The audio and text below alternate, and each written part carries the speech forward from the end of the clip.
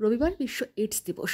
মারণব্যাধি AIDS সম্পর্কে সচেতনতার বার্তা দিতে গোটা বিশ্বে এই দিনটি বিশেষভাবে উদযাপন করা হয়।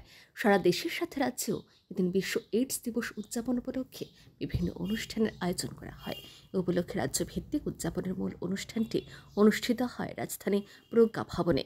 ত্রিপুরা রাজ্য এইডস কন্ট্রোল সোসাইটির উদ্যোগে আয়োজিত এই অনুষ্ঠানে প্রধান অতিথি হিসেবে উপস্থিত ছিলেন রাজ্যের মুখ্যমন্ত্রী প্রফেসর ডক্টর মানিক সাহা। এছাড়াও উপস্থিত ছিলেন স্বাস্থ্য দপ্তরের সচিব কিরণ গিত্তে সহ রাজ্য এইডস কন্ট্রোল সোসাইটির আধিকারিকরা।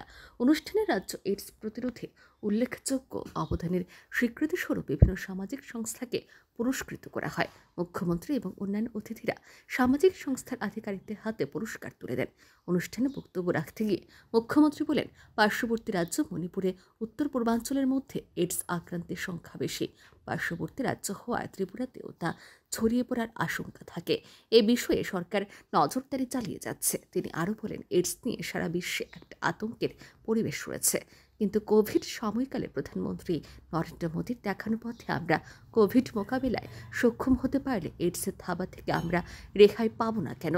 তিনি বলেন, এইডস প্রতিরোধে সব ব্যবস্থা আমাদের রয়েছে। এই ব্যবস্থাগুলিকে সঠিকভাবে ব্যবহার করতে পারলেই আমরা এইডসের ভাইরাল লোড হ্রাসে সক্ষম হতে পারবো। কিভাবে এই ভাইরাস শরীরের মধ্যে ট্রান্সমিট হয়, আমরা যখন মনে আছে যখন HIV এবং এইডস শুরু হয়েছিল, তখন এই নিয়ে আতঙ্কের সৃষ্টি সারা বিশ্বে। ত্রিপুরাতেও আমরা আতঙ্কে ছিলাম, যেটা কোথাও থেকে আসলো, কিভাবে হলো, খুব চিন্তা। কিন্তু এটাকেও ছাড়িয়ে যখন আমরা দেখলাম যে যখন কোভিড কে আমরা মোকাবেলা করলাম, মাননীয় প্রধানমন্ত্রীজির নির্দেশে যেভাবে কোভিডকে আমরা মোকাবেলা করলাম, সেই মোকাবেলায় এখন মনে হচ্ছে কেননা আমরা এই HIV ইনফেকশন থেকে, এইডস থেকে আমরা কেন বাঁচতে পারবো না।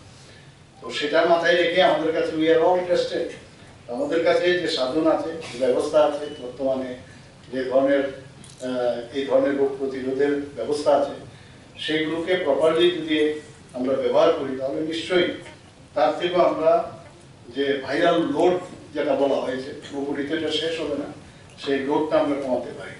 অনুষ্ঠানে বক্তব্য রাখেন রাজ্যের স্বাস্থ্য সচিব কিরণ গিত্তে।